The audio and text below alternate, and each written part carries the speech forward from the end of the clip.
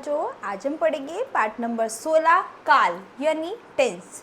तो क्रिया के जिस रूप से हमें किसी कार्य के पूरा होने के समय का पता चलता है उसको हम काल कहते हैं। यानी कोई भी कार्य हमारा किस समय में पूरा हो रहा है उसको हम काल कहेंगे। तो आप देखिए यहाँ पर पढ़िए, अजय क्रिकेट खेलता था यानी पहले खेलता था। ठीक है, अजय क्रिकेट खेल रहा है, अभी खेल रहा है वर्तमान में, और अजय क्रिकेट खेलेगा यानी भविष्य में खेलेगा। तो यहाँ पर हमें क्या है, किसी भी कार्य के पूरा होने के समय का पता चल रहा है। किससे? क्रिया से। उपयुक्त दिए गए वाक्यों में क्रिया शब्द खेलता था, खेल रहा है, खेलेगा से समय की 3 दशाओं का बोध हो रहा है। पहले वाक्य में क्रिया का बीता समय प्रकट हो रहा है, दूसरे वाक्य में क्रिया का चल रहा समय प्रकट हो रहा है, और तीसरे वाक्य में क्रिया का आने वाला समय प्रकट हो रहा है। तो क्रिया के इस समय को ही हम काल कहते हैं। क्रिया के जिस रूप से किसी कार्य के संपन्न होने के समय का पता चले उसे काल कहते हैं। तो काल के भेद क्या है? काल के 3 भेद होते हैं। पहला भूतकाल, दूसरा वर्तमान काल और तीसरा भविष्यत काल। तो पहला है भूतकाल। तो क्रिया के जिस रूप से पता लगे कि कोई कार्य बीते हुए समय में पूरा हो गया है उसे भूतकाल कहते हैं। जैसे राम ने रावण का वध किया था, ठीक है, यानी भूतकाल में ये काम हुआ था, अभी नहीं हुआ, भूतकाल में हुआ था।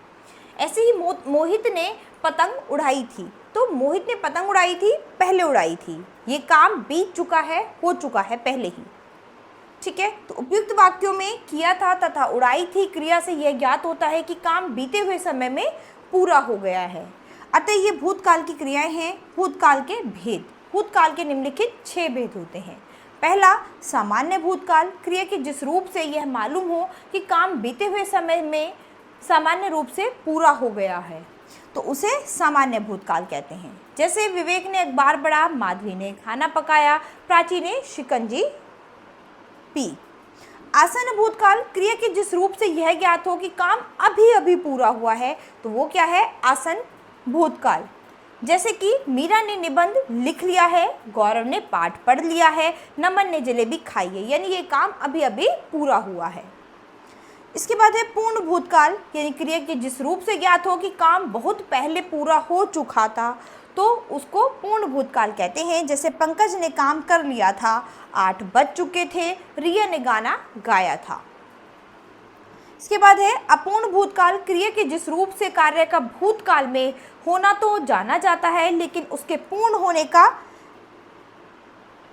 जान नहीं पड़ता तो उसे पूर्ण भूतकाल कहते हैं। जैसे वे दिल्ली जा रहे थे, निकिता खेल रही थी, वे दोनों बातें कर रहे थे, यानी भूतकाल में वो कार्य पूरा हुआ है कि नहीं ये अभी हमें ज्ञात नहीं है।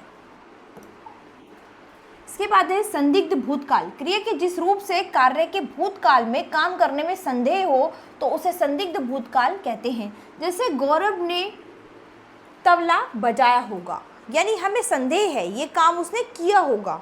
तो जब हमें संदेह रहता है तो वहाँ पर क्या होगा? संदिग्ध भूतकाल। वे सो चुके होंगे, यानी हम एक अनुमान लगा रहे हैं कि वो इस समय सो चुके होंगे। तो कभी कभी हम ऐसे अनुमान भी लगाते हैं कि भाई ये काम पहले उस समय ये इस तरह से हो चुका होगा। हेतु हेतु मत भूतकाल, क्रिया के जिस रूप से कार्य के भूतकाल में होने पर किए जाने की शर्त पाई जाती है उसे हेतु हेतु मत भूतकाल कहते हैं। जैसे यदि वह पढ़ता तो उत्तीर्ण हो जाता, है ना। ऐसे ही वर्षा होती तो किसान बीज बोता।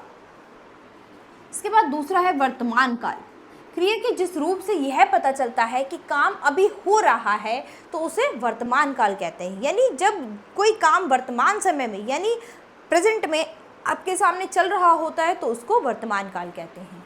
जैसे गौरव आ रहा है, मीनू व्यायाम कर रही है, वर्षा हो रही है।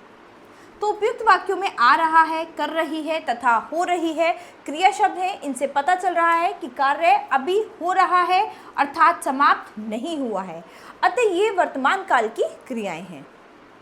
वर्तमान काल के भेद, वर्तमान काल के निम्नलिखित 3 भेद होते हैं। सामान्य वर्तमान काल, क्रिया के जिस रूप से कार्य का वर्तमान समय में साधारण रूप से होना पाया जाता है उसे सामान्य वर्तमान काल कहा जाता है। जैसे नीरज खाना खाता है, शिवम क्रिकेट खेलता है, वाणी पढ़ती है। ठीक है, इसके बाद है तात्कालिक या अपूर्ण वर्तमान काल, तो क्रिया के जिस रूप से यह मालूम हो कि काम प्रारंभ हो गया है और अभी जारी है, वह तात्कालिक या अपूर्ण वर्तमान काल कहलाता है। यानी जो काम अभी भी निरंतर रूप से चल रहा है, अभी समाप्त नहीं हुआ है। जैसे कि वर्षा हो रही है, प्राची नाच रही है, मधु घर जा रही है, यानी ये काम अभी भी प्रोसेस में चल रहा है। इसके बाद है संदिग्ध वर्तमान काल। तो क्रिया के जिस रूप से यह ज्ञात हो कि काम शुरू हो गया है लेकिन उसके जारी रहने में संदेह है, यानी काम हो तो गया है शुरू, लेकिन कब तक जारी रहेगा उसमें संदेह है, तो उसे संदिग्ध वर्तमान काल कहते हैं। जैसे कि पार्क में बच्चे खेल रहे होंगे, वे खाना खा रहे होंगे, प्रज्ञा नाचती होगी। इसके बाद तीसरा है आपका भविष्यत काल। तो क्रिया के जिस रूप से किसी कार्य के होने वाले समय में या भविष्य में होने का बोध हो, उसे भविष्यत काल कहते हैं। जैसे मैं अमेरिका जाऊंगा, आज वर्षा होगी, माता जी कल तीर्थ यात्रा पर जाएंगी। उपयुक्त वाक्यों की क्रियाओं को देखने से ज्ञात होता है कि कार्य आने वाले समय में पूरा हो जाएगा। अतः ये भविष्यत काल की क्रियाएं हैं। भविष्यत काल के भेद। भविष्यत काल के निम्नलिखित दो भेद होते हैं। तो पहला, सामान्य भविष्यत काल। क्रिया के जिस रूप से कार्य के सामान्य रूप से भविष्य में होने का बोध हो, उसे सामान्य भविष्यत काल कहते हैं। जैसे गाय घास चरेगी, धोबी कपड़े धोएगा, वैभव 8वीं में पढ़ेगा। ऐसे ही ये संभाव्य अथवा संदिग्ध भविष्यत काल।